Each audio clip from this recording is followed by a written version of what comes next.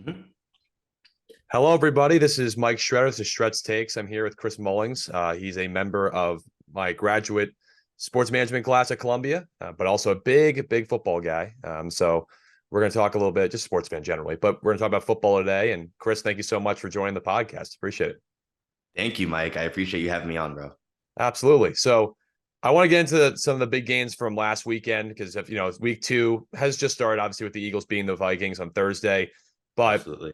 I think a game that jumps off the board for me for everybody, right? Not just because of the Aaron Rodgers injury, which was obviously catastrophic. It looks like for the Jets, but the Jets still held on to beat the Bills. And I guess my couple takeaways from it is the Jets defense proved again why it's an elite level defense. I think everyone knew that, but I think the big thing is, is there a talk now? I mean, I still think Josh Allen's a great quarterback, but again, the talk of his turnover issues without Brian Dable being the offensive coordinator has been a little bit worrisome. I guess like those are kind of like the big concerns because the Bills had no business losing that game at all, in my opinion. But I want to hear what are your thoughts generally from that game, and what maybe what do you see for the Bills and Jets going forward?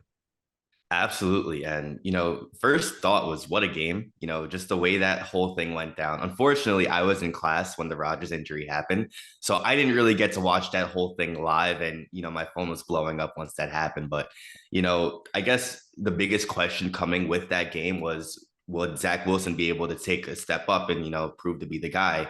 And, I don't think he was perfect by any means, but, he definitely performed in a way to get the job done, which was very commendable. And, I'm interested to see how that's going to be going forward. But outside of that, you kind of hit on it pretty hard, the whole Josh Allen situation. And, I think it was evident pretty much last year that when Dable left, it was just a little bit different seeing how the offense was operating. And, I think Josh Allen has a tendency to play like he's Superman at times. He's trying to do everything by himself, and he has the talent to do so. He's definitely athletically gifted enough to really put the team on his back in that way.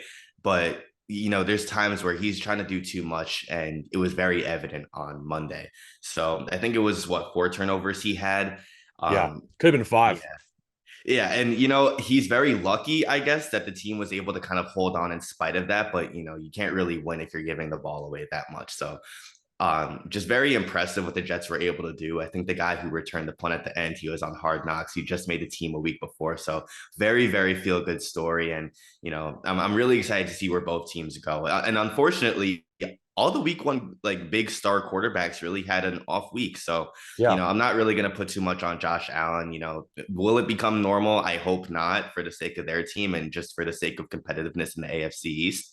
But yeah, it was a great game all around. Yeah, well, speaking of actually, it's interesting. We were talking about star quarterbacks, and this one I didn't freak out about when it happened, but I was, generally a little shocked by it. But he didn't play well against the Steelers last year either. In the week one was Burrow, but I mean, I don't think I've ever seen Burrow throw below a 50% completing percentage in a game. He was 14 of 31. I mean, number one, that's credit to the Browns defense, which I think going into this year, people expected their pass rush to be really good.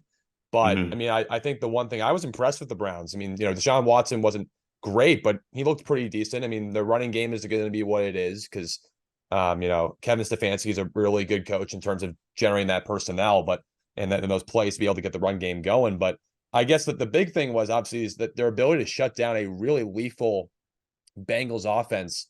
Now I know it doesn't have a great chemistry, but I guess like what are your takeaways from that? Because we just talked about like we're not really putting a whole lot maybe into the week one stars struggling, but I mean, Burrow and Allen, two of the best quarterbacks, young quarterbacks in the league by a lot of people's standards, had really tough week ones.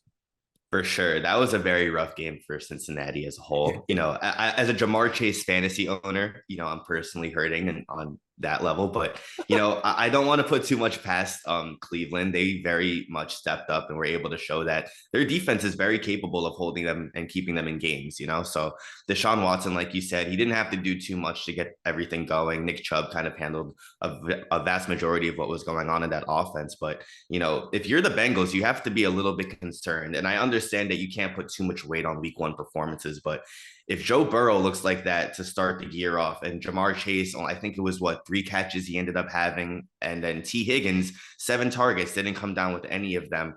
I don't know if it was the Cleveland secondary. I don't know if it was just the whole Bengals offense being out of sync.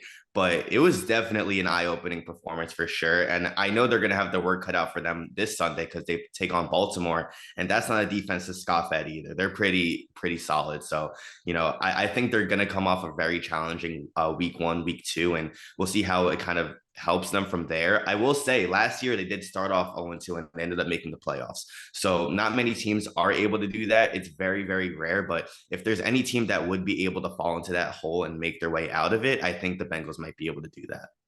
Yeah, well, I think it's interesting. I mean, maybe you can talk a little bit about this too. It's just I'm looking at the statistics right now from the game, and the Browns had 350 total yards, and the Bengals had 142. I mean, Burrow threw 82 passing yards. I mean, and like you said, Jamar Chase like didn't really produce a whole lot, but even Joe Mixon, who people consider a very good running back, which I consider to be a very good running back as well, 13 carries, 56 yards. I mean, that's kind of, pedestrian in a sense, right? But, people could look at that and be like, all right, they didn't show up. But the big thing is, Burrow did have that calf strain in the training camp. And, you can make all those excuses. But again, even without that, you expect a little bit more chemistry because, this group's been together for a while. I mean, in a sense, right? And that doesn't necessarily mean they're not going to turn it around because I trust that system they have together. But again, I mean, I just give a lot of credit to the Browns because they really disrupted a lot what the Bengals wanted to do, and it's not easy to stop the Bengals from doing what they want to do. And the Browns looked like they can keep this to be sustainable. I'm not saying they're going to be a playoff team, but they who knows, right, with how the NFL is. Absolutely. And I think you hit it right on the head. It's going to be hard to say Cleveland's a playoff team, especially with how competitive that division is.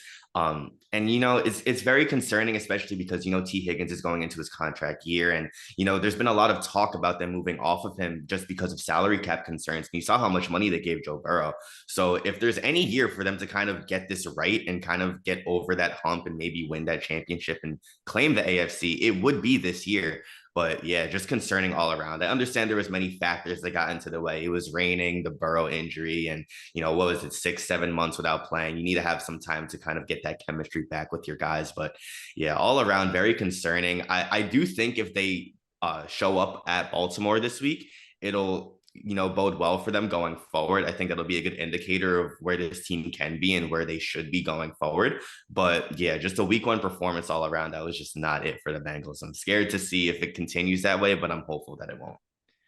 Yeah, speaking of Baltimore, I mean, I kind of wanted to bring this up. I mean, I think seeing Lamar Jackson obviously back healthy on the field is great. And I think it's so hard to prepare for him because you can look at the fact that he may not throw a touchdown or throw an interception or whatever, but it's not real. Like he's gotten so much better as a passer over his time in the NFL.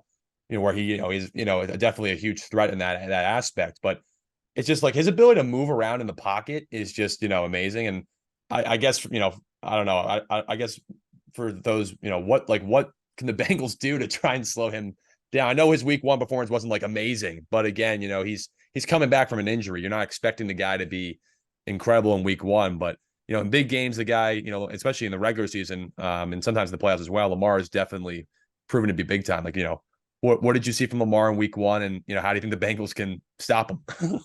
Yeah, no, very, very fair question. I think Lamar looked solid. I don't want to say good. I don't want to say great. I feel like he was just, in the middle of the pack, nothing too special. But, I do think that with this new offensive coordinator they have coming in and just the talent that they have around him on offense, that it's going to be very difficult to try to stop them.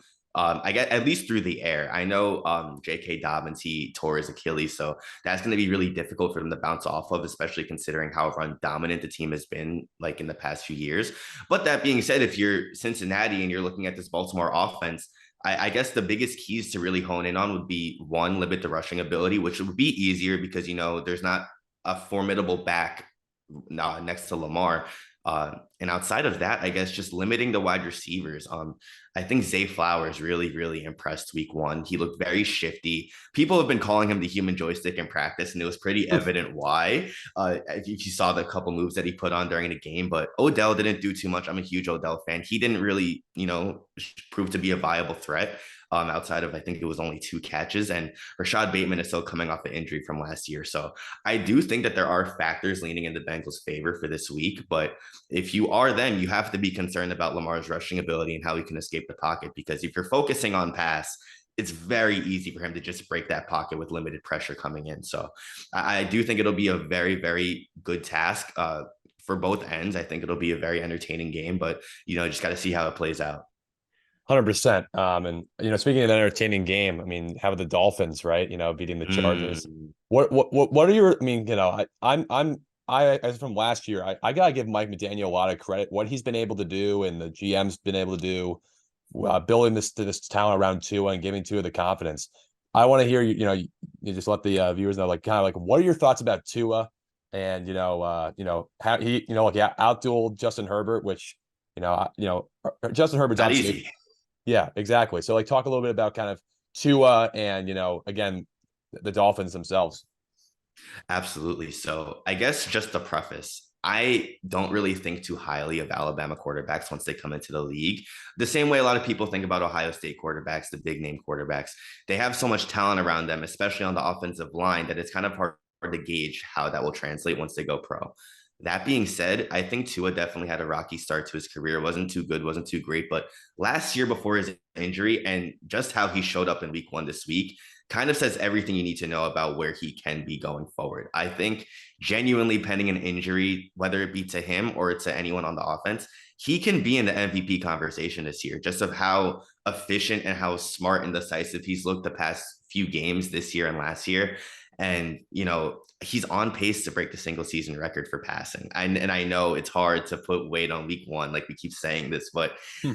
trust me, the Chargers defense isn't something that's easy to move the ball against. So I'm very, very impressed. I think Tyreek being there is so huge for that offense. And, just being able to go into a shootout with Justin Herbert, the guy that his previous head coach wanted to draft over him and made it pretty well known, just for him to go into that environment and, come back after such a rocky year injury wise and just show up that way.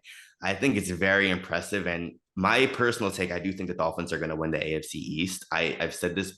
I had a week one prediction before all the games started. They were my pick, and I'm hoping it trends that way. It's kind of looking that way right now. But yeah, man, they're going to be very, very scary going forward, at least offensively. Defensively, they have some question marks. I will say Jalen Phillips looked really, really good. And, you can't wait until Jalen Ramsey comes back. That's going to be a great addition to the secondary.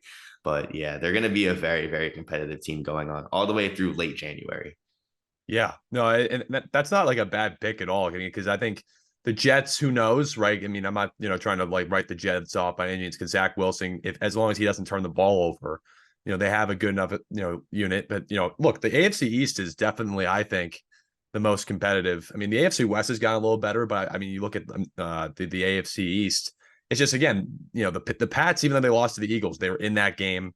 You look at obviously the Bills, you expect them to turn around, right? But the Dolphins, I mean, like you said, I mean, it's amazing. But one thing I definitely want to bring up, though, is, look, I'm a huge fan of these young quarterbacks, like Tua, Herbert, all these guys.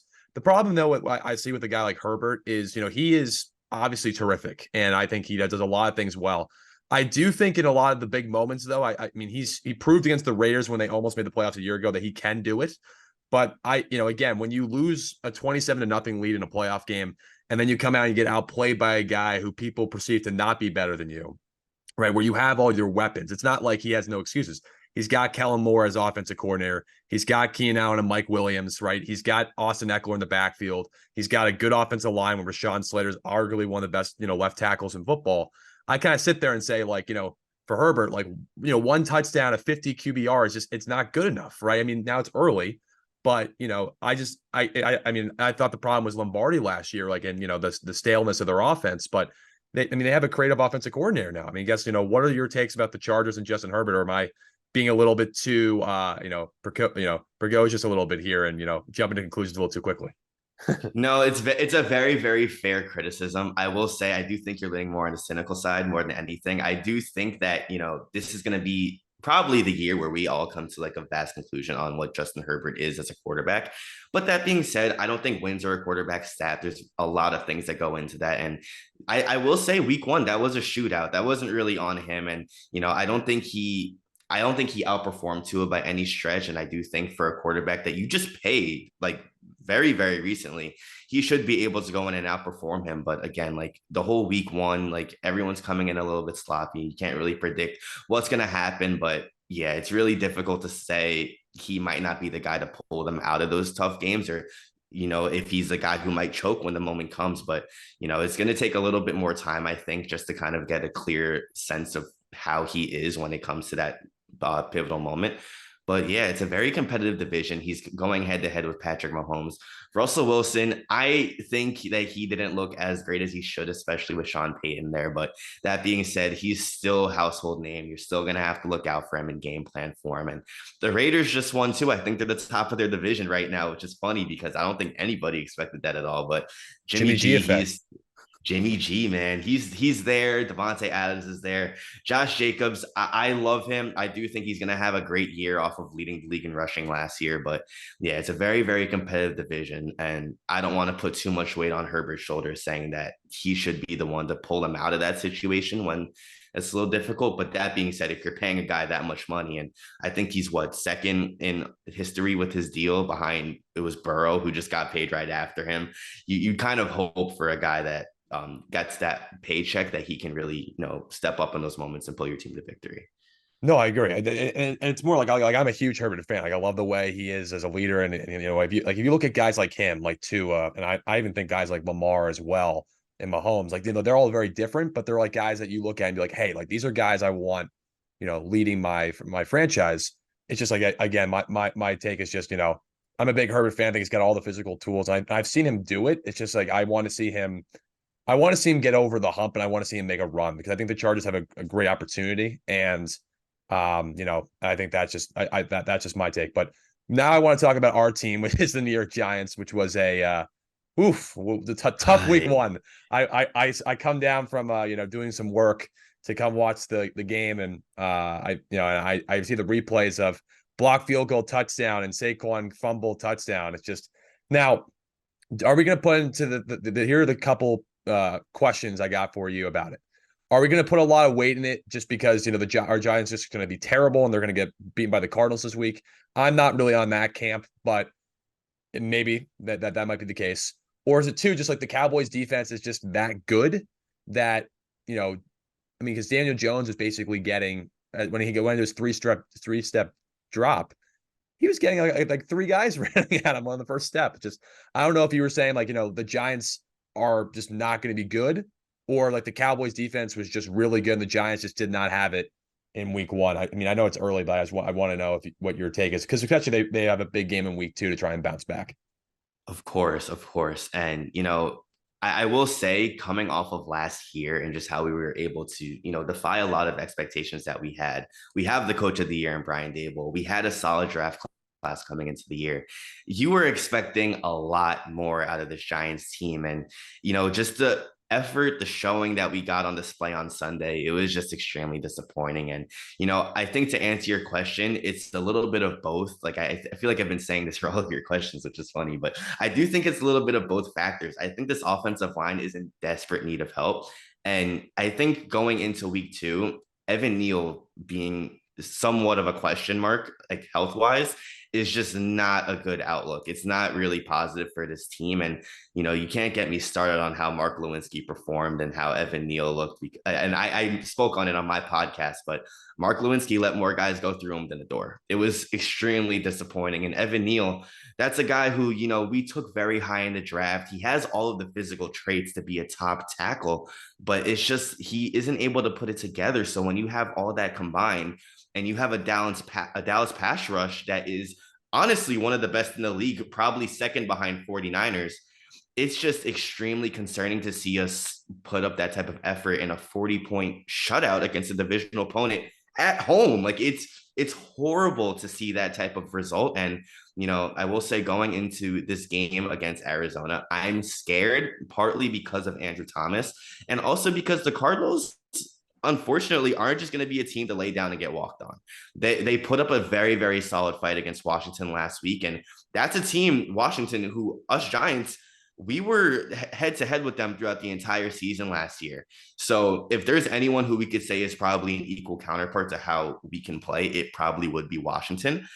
So for Arizona to really, put up a solid fight against them, and for our best offensive lineman to be on the questionable list right now, I'm very, very concerned. Now, do I think Dable has the ability to kind of game plan around that and scheme up around that along with Mike Kafka?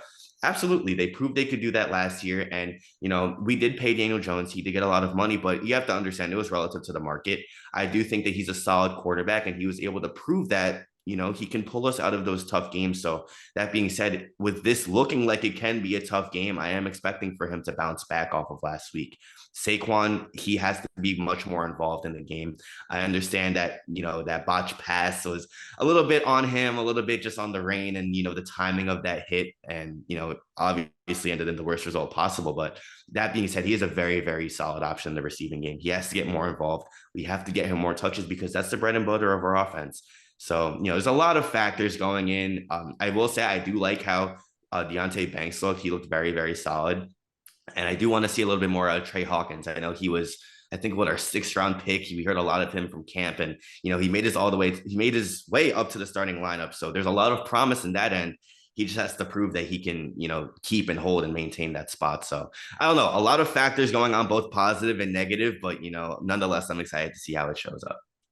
Yeah, I mean, I didn't even besides that, I did think Darren Waller wasn't bad. I mean, Darren Waller is obviously really good, but Of I course. agree. Yeah, I agree with you on that. But I guess to wrap things up, what are like some week 2 headlines going into tomorrow's games that you're thinking about?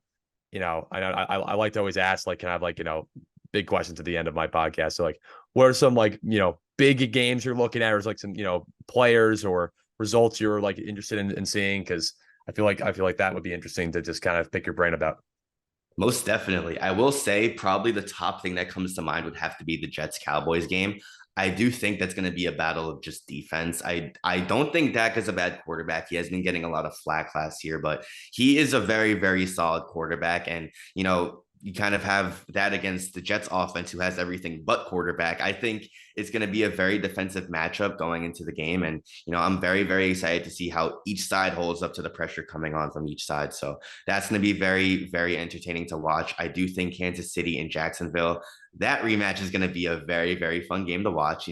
Kelsey's coming back from his little injury, his little, issue that he had from last week. And Chris Jones is coming back as well. They got that deal done. And Jacksonville looked pretty solid last week. I want to see if Kansas City can limit how much he targets Calvin Ridley, because I do think he had like 70% of like the targets. It was like an absurd number. And, I think Trevor Lawrence looked really solid. ETN coming back into form. I'm excited to see how they go up against that Kansas City defense. And for the Chiefs, are they going to be able to do what they've always been able to do? I do think their offensive line in general has always been their biggest question mark, if anything, which is crazy to say because that's a team that's pretty much on the verge of a dynasty. But that being said, I do want to see how they hold up against Jacksonville. And then the game that we spoke on earlier, Cincinnati and Baltimore, I think that's going to be a really, really good matchup and indicator of how the AFC North is going to the AFC North, how they're going to start shaking up throughout the year. And, there's a lot of entertaining games going on this week. I'm very excited to see how they all go. And if any of the questions that have been coming out of everything from week 1 have some sort of an answer to them. Yeah, absolutely. I mean, so I guess for me, like another thing I'm going to add from a headline standpoint, just too, is like I just want to see what more the Lions do. I know Yeah, I really like their week 1 performance, and I think Jared Goff has, I think, found the. I mean, look, Sean McVay is a good coach. I'm not going to like knock him. He's done a very good job. I just think eventually, I think the system, unfortunately, Jared Goff needs kind of certain conditions, I think, to be excellent, and I think Campbell has allowed that to happen in a sense. And I think, having a fresh start also is good too. Even if a situation worked for a little while, then didn't, right? It's just like sometimes a fresh start's good. But I love the Lions. I mean, just in the sense that I like their, not just what their talent is, because they're a talented football team by a lot of means, absolutely. but I think the fact that they have like a real belief about themselves, right? And I think that goes a long way, not just in football, but in sports generally, right? So if you have a belief, Absolutely. right? Like, I mean, that like, you played football, I played basketball and stuff like that. And, it's just, there's a lot of just like that kind of belief factors. Like, I want to see what they do in week 2. Like if they, can come off a huge win against the Chiefs and keep the momentum going, or is that just like a fluke? Right. And so Mm, I kind of, I don't think it is, but I that's unfortunately sometimes teams just, play down to their competition. And Of look, the course. Lions are obviously going to be, they're not playing an easy schedule, so it's going to be tough anyway. But I think, I want to see what they do going forward, and not letting that one win, just be able to, cause them that, lose sight of their, mission of getting to the playoffs. So that's kind Of of what I'm thinking. course. Absolutely. And I'm with you. I do think the Lions have kind of all the puzzle pieces in place to, take the division, the NFC North. I do think there's a lot of circumstances that are just going well for them in general. And I will say the fact that they limited the Chiefs to 20 points, very, very, very impressive considering you're going against probably the best player in the league on offense. So, I'm very excited to see how that all goes. I will say the offense looked, I don't want to say great. It looked pretty good. I do think Jahmyr Gibbs has to get a little bit more involved, but I do like how they're involving Monty. They're integrating him much more into the rushing game. I just think Jahmyr Gibbs has to be a little bit more of a receiving threat, kind of maybe split some more reps with Monty. But yeah, man, they have all the receivers in place. Sam Laporta is a pretty solid tight end as well. Offensive line is pretty solid with Penei Sewell really anchoring that down. And, I'm really excited to see how that team looks going forward. I do think that they're going to win that division. That was my pick for them a couple weeks ago or about a week ago. So I do think that they have the talent and they have the ability to do it. We just have to see if they can avoid that, typical Detroit stigma with their sports teams not really living up to high expectations.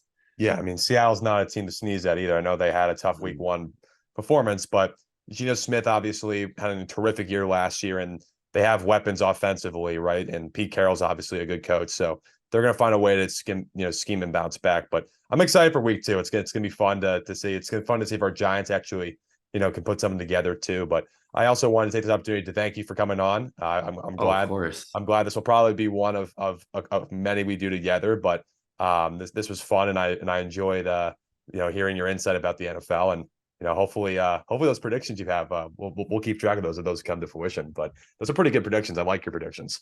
I appreciate that, and you got to hold me to them. I want to revisit that some point in the future. But Mike, again, thank you for having me on this show. I think what you're doing is absolutely amazing, and I'm very very excited to see where this show and everything in your career takes you. I think you have a lot of promise, a lot of talent, and I'm really really eager to see how everything plays out. But that being said, it was a pleasure to be here today. For everyone viewing, I have a podcast of my own, the Pandemonium Show. Kind of dived a little deep into some of the stuff from last week as well. So if you're checking this out, I'm sure you would appreciate the show that we have going on over there as well. But yeah, man, thank you again for having me on the show. This is my first podcast interview, so I'm honored that you asked me. And I really, really am excited to see how everything looks going forward.